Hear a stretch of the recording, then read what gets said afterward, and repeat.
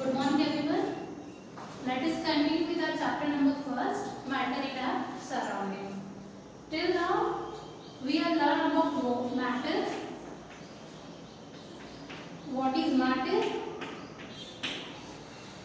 So everything surrounding us is made up of material, some material, and that material is known as matter. We have done the different activities. That matter is made up of particles,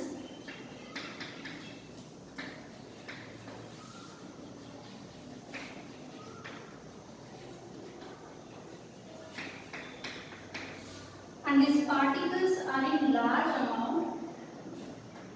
So millions of particles are present in just one crystal. The other thing what we have learned is these particles of matter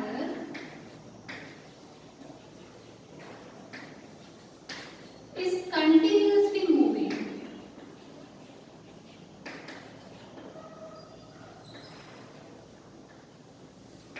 So these 2 points we have already discussed in the previous lecture. Now let us continue with the third point, that is particles of matter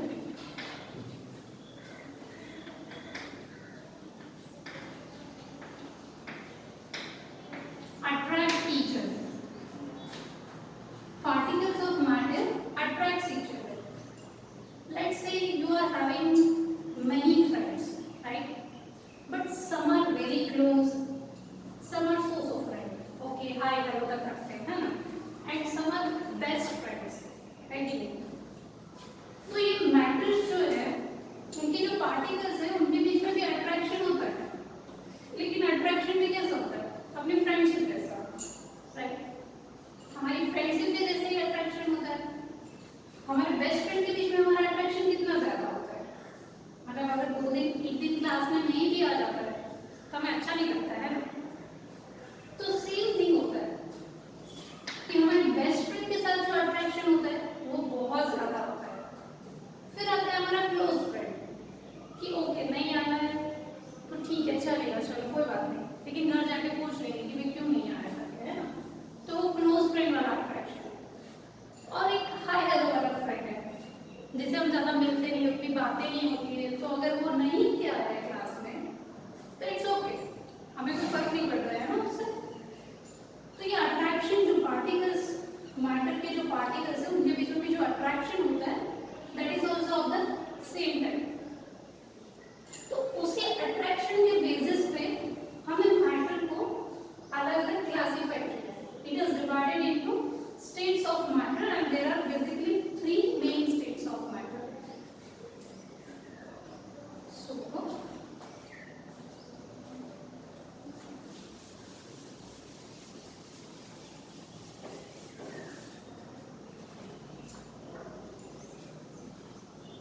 अगर हम attraction की बात करते हैं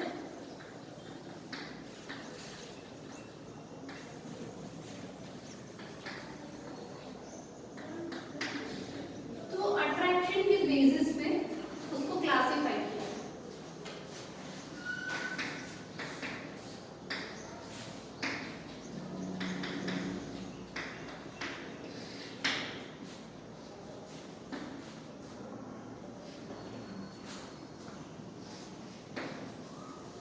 So 3 main states of matter is solid, liquid, gas. फर्क क्या है उनके बीच में अट्रैक्शन के जैसे, ठीक है? जो सॉलिड के पार्टिकल्स है उनके बीच में बहुत अट्रैक्शन है, मतलब एकदम क्लोज पार्ट होते हैं, बहुत क्लोज होते हैं. मतलब हम दिन की पूरी बातें उनसे करते रहते हैं, है ना? आज क्या हुआ, कल क्या होगा, कल ऐसा करेंगे वैसा करेंगे. तो मतलब इनके बीच में बहुत स्ट्रॉन्ग बॉन्डिंग होती है. तो ये जो पार्टिकल्स होते हैं सॉलिड के अंदर, ये एकदम क्लोजली पैक्ड होते हैं, एकदम बिल्कुल. कहीं पे जगह दिख रही है? बिल्कुल नहीं दिख रही है. लेकिन लिक्विड के जो पार्टिकल्स होते हैं जिनसे हम बातें तो करते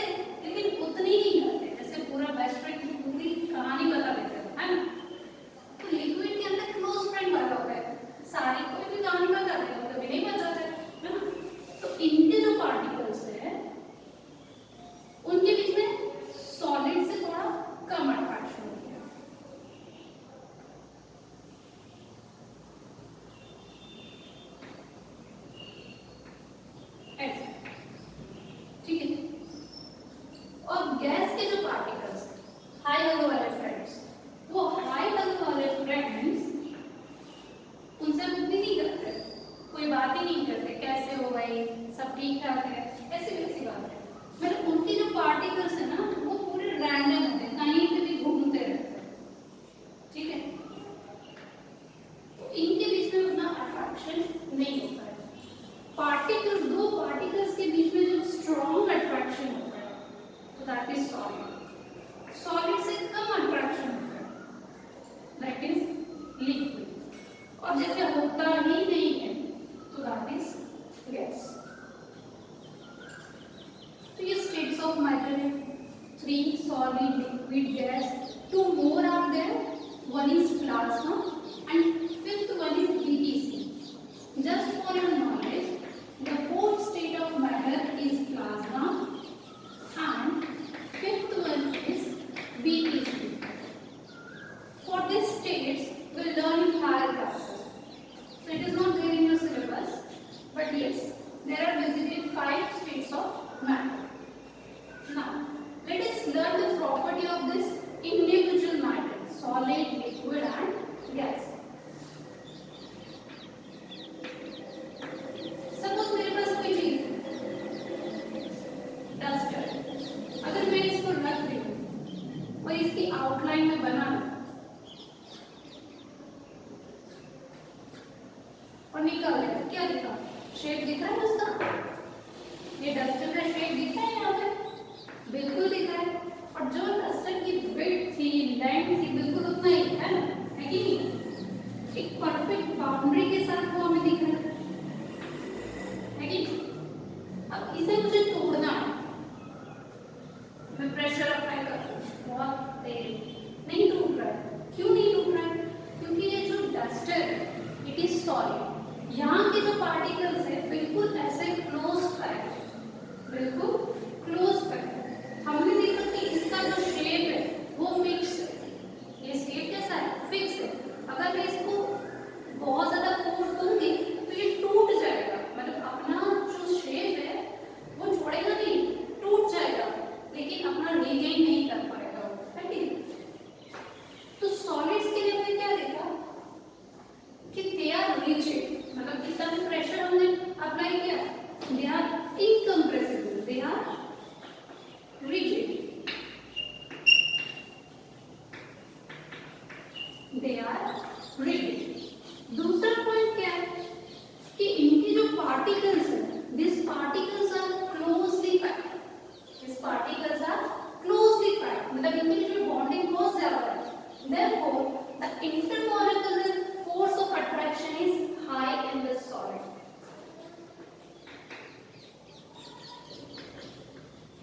ये इंटरमॉलिक्यूलर फोर्स क्या है? कुछ नहीं, उनके बीच में जो बॉन्डिंग होती है ना, attraction, that is intermolecular force, जो उनको पकड़ के रखता है, साथ में रखता है। Intermolecular force of attraction is highest, you can say it is highest. दूसरी क्या बात पता चले, मैंने यहाँ पे डस्टर का शेप बना दिया, उसको लेके मैंने उसकी आउटलाइन बना दी, मतलब they are having distinct boundaries, मतलब फिक्स उनका शेप है, उनके पास फिक्स वॉल्यूम है, उनका मास भी फिक्स है, तो हम क्या कह सकते हैं उससे कि they have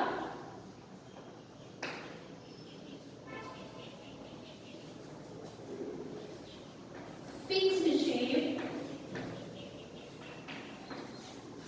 mass and volume. Volume भी रख रहा है। तो ये जो बातें थी वो हमारी सॉलिड की थी। अच्छा, अब इस सॉलिड के ऊपर ये जो सॉलिड के पार्टिकल्स एकदम क्लोजली पैक्ड है, if I am applying some pressure over here, तो मैं कितना भी प्रेशर दे रही हूँ, ये पार्टिकल्स और ज्यादा क्लोज आ सकते हैं? आ सकते कि नहीं आ सकते? मैंने डस्टर पे दिया तो वो पार्टिकल्स क्लोज आ रहे हैं? बिल्कुल नहीं आ रहे। तो क्या होता है? दे आर इनकम्प्रेसिबल, मतलब तुम कितना भी उसको प्रेस करोगे वो होगा नहीं, they are rigid, they are incompressible.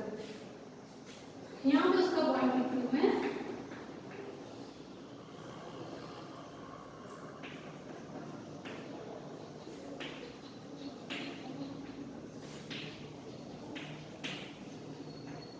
They are incompressible, मतलब तुम इसको कंप्रेस कर सकते हैं, करेक्ट? ओके, ये प्रॉपर्टी थी हमारे सॉल्ट की। अगर हम लिक्विड की बात करें तो लिक्विड के अंदर क्या होता है? This particles are having some space between them, this particles are having some space between them. तो इसकी वजह से क्या होती है, अगर हमें उसको तोड़ना है तो उतना ज्यादा फोर्स अप्लाई नहीं करना पड़ेगा।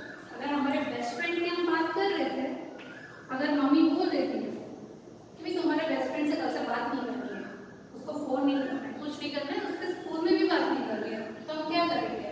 हो पाएगा हमसे ऐसा? मम्मी है बोल रहे, मानना तो पड़ेगा। लेकिन हम क्या करते हैं, फिर थोड़ी थोड़ी बातें तो कर ही देते हैं। तो वो फ्रेंडशिप को तोड़ने के लिए बहुत फोर्स अप्लाई करना पड़ेगा, मतलब इतना तुम लोग को बोलना पड़ेगा, तब जाके वो फ्रेंडशिप तुम्हारी थोड़ी बहुत कम हो पाएगी, राइट? तो यहाँ पे फोर्स ऑफ अट्रैक्शन कितना, मतलब बहुत ज्यादा है, तो हमें उसको तोड़ने के लिए भी बहुत ज्यादा एनर्जी देनी पड़ती है कि नहीं? लेकिन ये लिक्विड के जो पार्टिकल्स है उसमें थोड़ी स्पेस होती है, इंटरमॉलिक्यूलर जो स्पेस होती है, इंटरमॉलिक्यूलर फोर्स ऑफ अट्रैक्शन जो होता है वो कम होता है।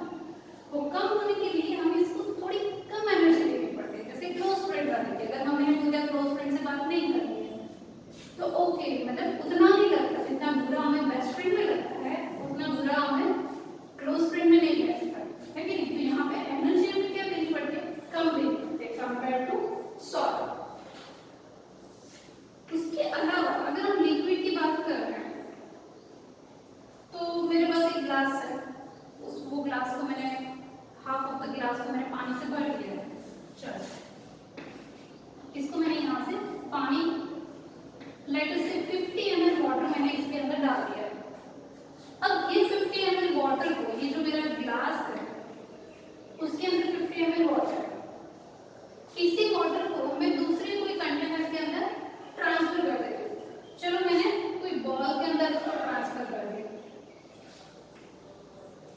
ठीक है? तो ये 50 ml वाटर यहाँ जाके 80 ml या 20 ml हो जाएगा। बिल्कुल हाँ, गिरा नहीं है ये याद रखना। तो यहाँ पे जब वो बॉल के अंदर जाता है तो भी वो 50 ml ही रहता है कि नहीं? अगर इस 50 ml वाटर को चलो किसी और कंटेनर के अंदर हम डालते हैं, चलो बता देते हैं कि बीकर के अंदर हमने डाला, ग्लास में से बॉल के अंदर डाला, बॉल के अंदर से हम बीकर के अंदर डाल रहे, तो बीकर के अंदर जाने के बाद भी वो कितना रहेगा? 50 ml ही रहेगा ना। तो पता क्या लग रहा है कि इसका जो वॉल्यूम है वो फिक्स है, लेकिन यहाँ पे जैसे उसको मैंने ग्लास में डाल दिया तो उसका शेप कैसा हो गया? ग्लास के जैसा। अगर बॉल में डाला तो बॉल के जैसा हो गया, एंड अगर मैंने बीकर में डाला तो उसने शेप किसका ले लिया? बीकर का ले लिया। तो पता क्या चल रहा है? समझ क्या? बिल्कुल समझ आया। क्या समझ आया? कि यस, उनका जो शेप है वो फिक्स नहीं है, but the volume is fix.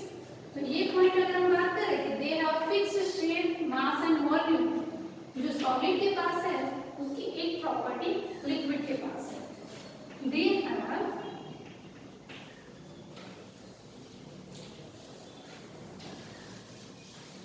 No shape,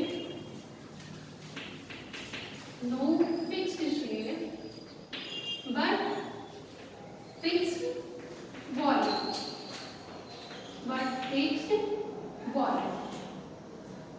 इनके पास फिक्स वॉल्यूम है, शेप नहीं है। अच्छा, अब इस पानी को तुमने सपोज ट्रांसफर करते करते कहीं पे गिरा दिया है, ये फ्लोर पे तुमने उसको गिरा दिया, तो व्हाट हैपेंस? क्या करेगा वो पानी? एक ही जगह पे रहेगा, पूरा फैल जाएगा। यस, फैल जाएगा ना, करेक्ट। तो जो फैलने वाली प्रॉपर्टी है उसकी, when the liquid flows, उसे हम क्या कहते हैं? They are fluid। कैसे है वो? Fluid, मतलब पूरे फैल जाते हैं। Then third point, what we have seen here? In solid, the intermolecular force of attraction is highest, but in liquid, the intermolecular force of attraction is less than solid. So we can say the intermolecular intermolecular force of attraction is less.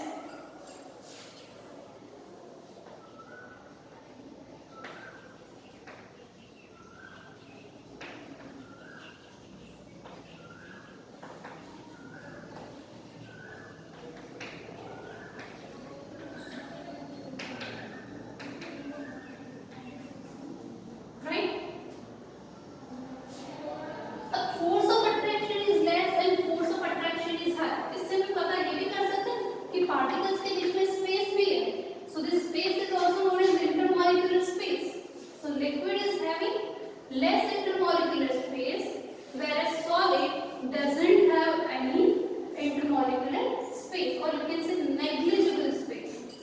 एक point add कर देते हैं इसमें.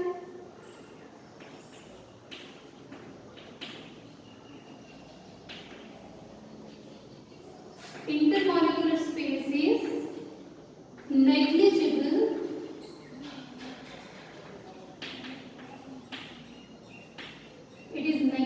in solid, whereas in liquid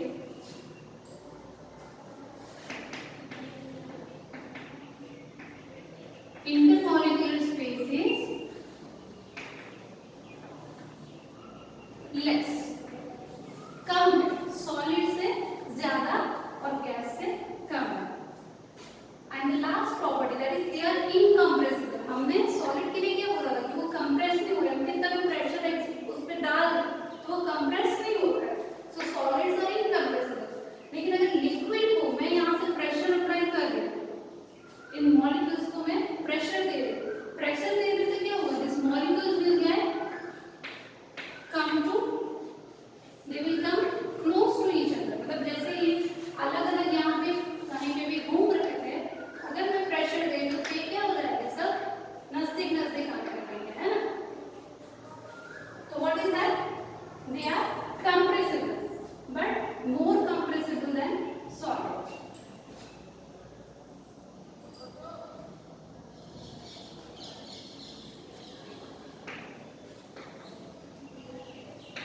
They are compressible.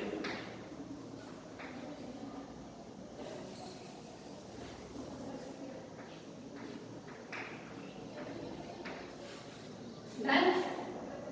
चलो, अब बिल्कुल इन जो property है सॉलिड की, उसकी बिल्कुल रिवर्स प्रॉपर्टी है गैस. गैस की प्रॉपर्टी क्या है, बिल्कुल रिवर्स है. The very first property, gas के जो पार्टिकल्स हैं वो कैसे है, रैंडम है, कहीं पे भी घूम रहे हैं. तो ये पार्टिकल्स बिल्कुल रैंडम है, घूम रहे हैं, तो क्या होंगे. अगर हम बात कर रहे हैं कि एक कंटेनर ले लेते हैं, ठीक है, अभी गैस सिलेंडर की बात कर रहे हैं. गैस सिलेंडर की बात करें तो जैसे गैस सिलेंडर के अंदर हम गैस को कंप्रेस करके भर रहे हैं, तो क्या करें, उसको लिक्विफाइड कर देते हैं और पूरा गैस भर जाता है. फिर जैसे जैसे हम यूज करते जाते हैं, हम जैसे उसको यूज करेंगे, स्टव ऑन करके जब हम यूज करेंगे, धीरे धीरे उसके अंदर से गैस निकल रही है, मतलब जो सिलेंडर के अंदर जो अमाउंट था गैस का वो धीरे धीरे कम होता है. तो ये गैस के पार्टिकल्स को क्या होता है, जगह मिल जाती है, तो वो पूरे कंटेनर के अंदर फैल जाते हैं. सबसे बेस्ट एग्जाम्पल मैं आपको बता दूं. देखिए, आप कहीं भी ट्रैवलिंग करने में जा रहे हैं, फैमिली के साथ कहीं घूमने जा रहे हैं. अब कार के अंदर ऑलरेडी तुम लोग 6 लोग, 2 लोग आगे बैठे हैं, पीछे 4 लोग बैठे हैं. तो जो पीछे 4 लोग बैठे हैं कैसे बैठे हैं, बिल्कुल कंजेस्टेड बैठे हैं, एक दूसरे को चिपक के बैठे हैं. तो दैट कंजेस्टेड 4 लोग वाला जो है वो क्या है, सॉलिड. मतलब अब उसके अंदर किसी को बोल रहे हो कि एक और को बैठाओ, इट इज इम्पॉसिबल. नहीं भाई, किस पे बैठाओ, लोग को गोदी में बैठा दे, हैं. तो वो 4 लोग वाला जो दैट इज सॉलिड. अब सपोज वो पीछे 4 लोग जो बैठे, उसमें से एक निकल गया या 2 जन नहीं आ गए, तो जगह हो जाएगी कि नहीं हो जाएगी, तो हमें थोड़ा कंफर्टेबल हो जाएगा. तो वो स्टेट हमारा क्या है, liquid.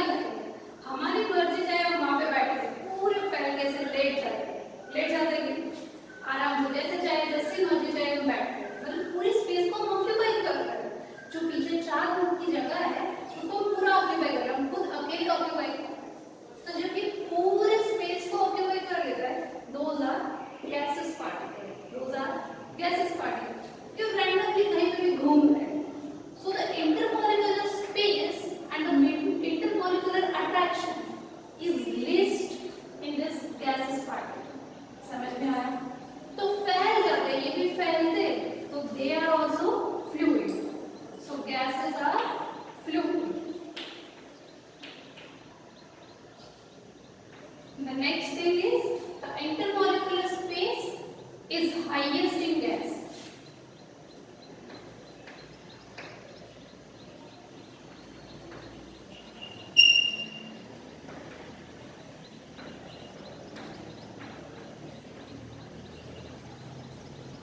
Then intermolecular force of attraction is again less. So force is less.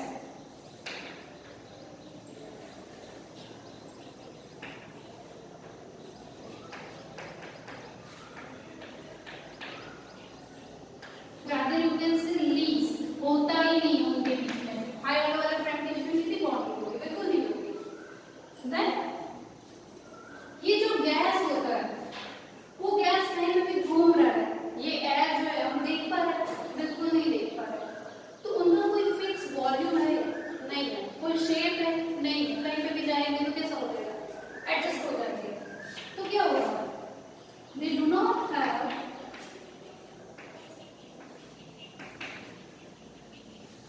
fixed shape and volume.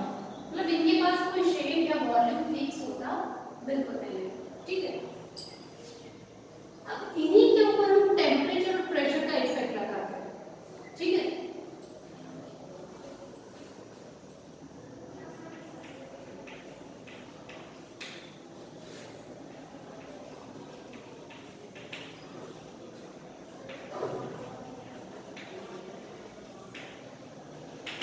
सबसे पहले हम इफेक्ट ऑफ टेम्परेचर की बात करते हैं कि टेम्परेचर बढ़ाने से क्या होता है, कम होने से क्या होता है. ठीक है. अगर मैं बात करूं कि आप लोग, मैंने आपको एग्जांपल दिया था कि अगर आपको बोला है कि आपको खुले पाँव चल के यहाँ से स्कूल से हमें वो मंदिर तक जाना है. ठीक है. तो जैसे अभी मौसम अच्छा है, सुबह एकदम ठंडा है, तो तुम आराम से चल के वहां तक पहुंच जाओगे. अगर यही चीज मैंने आपको दोपहर में 2 बजे बोला और बहुत गर्मी है, धूप है, तो हम क्या करेंगे? वहां तक जाने में हम क्या करेंगे? फटाफट से भाग के जाएंगे. क्यों भाग के जाएंगे? क्योंकि हमें गर्मी लग रही है ना. तो गर्मी लग रही है तो क्या होता है? हमारी जो एनर्जी होती है उसको ज्यादा यूज करके वहां तक पहुंचने की मिनिमम टाइम के अंदर हम फटाफट वहां पे पहुंचे ताकि हमारे पैर जल ना जाए. तो क्या होता है कि टेम्परेचर देने से जो पार्टिकल्स की काइनेटिक एनर्जी होती है, वो काइनेटिक एनर्जी उनकी कैसे हो जाती है? इंक्रीज हो जाती है. जैसे जैसे तुम टेम्परेचर बढ़ा रहे तो काइनेटिक एनर्जी उनकी इंक्रीज हो जाएगी. तो ये सॉलिड पार्टिकल्स को अगर मैं यहाँ से हीट कर दूँ, तो जैसे ही मैंने इसको हीट देना स्टार्ट किया, when I have started giving heat, तो क्या होंगे? This particles will move from each other. भागते जाएंगे, भागते जाएंगे, तो आप इधर चले जाएंगे, इधर इधर इधर इधर. तो this will overcome this intermolecular force of attraction. तो उनके बीच में जो अट्रैक्शन है वो कम होता जाएगा और ये पार्टिकल्स अपनी जगह छोड़ के फटाफट से भागने लगेंगे. And therefore we can say that on increasing the temperature the kinetic energy of this particles get higher. The energy of this particle gets higher. So, on increasing temperature,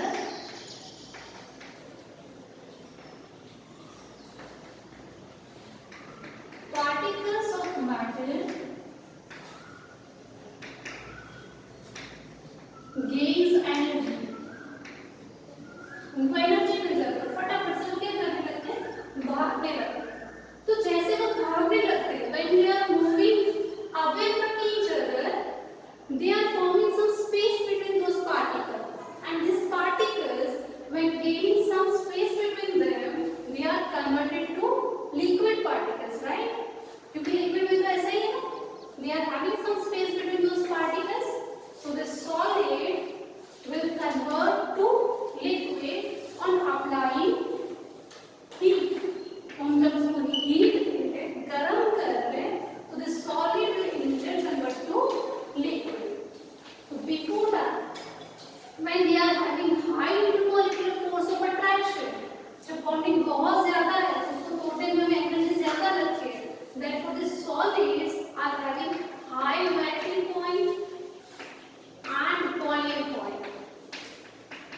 उनको मेल्ट होने में पहले टाइम लगेगा.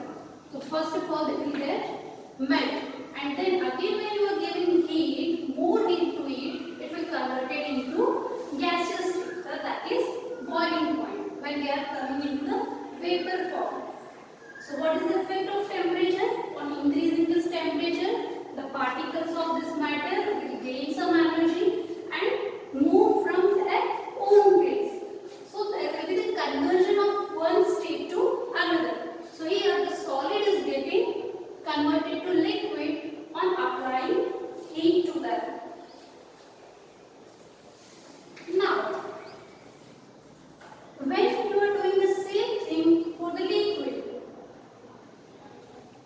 what happens? These particles will gain some energy. They will move from their space and they will be converted into the gaseous state. तुम जैसे liquid को गर्म करोगे, these particles will move away from each other and they will form the state of gas. वो बनना start कर देता है, vacuum बनना start करता है, right? So this liquid is converted to gas. How they are converted to gas? On applying heat. On applying heat. So this is a sign of delta. This sign is known as delta, and it is a symbol of heat. So whenever I am using this delta, just know that it is a symbol of heat. So on applying heat, this particle again gains energy, and this liquid particles will convert it to gaseous particles. In the next lecture, we'll learn about the interconversion of the states and some remaining property of this solid liquid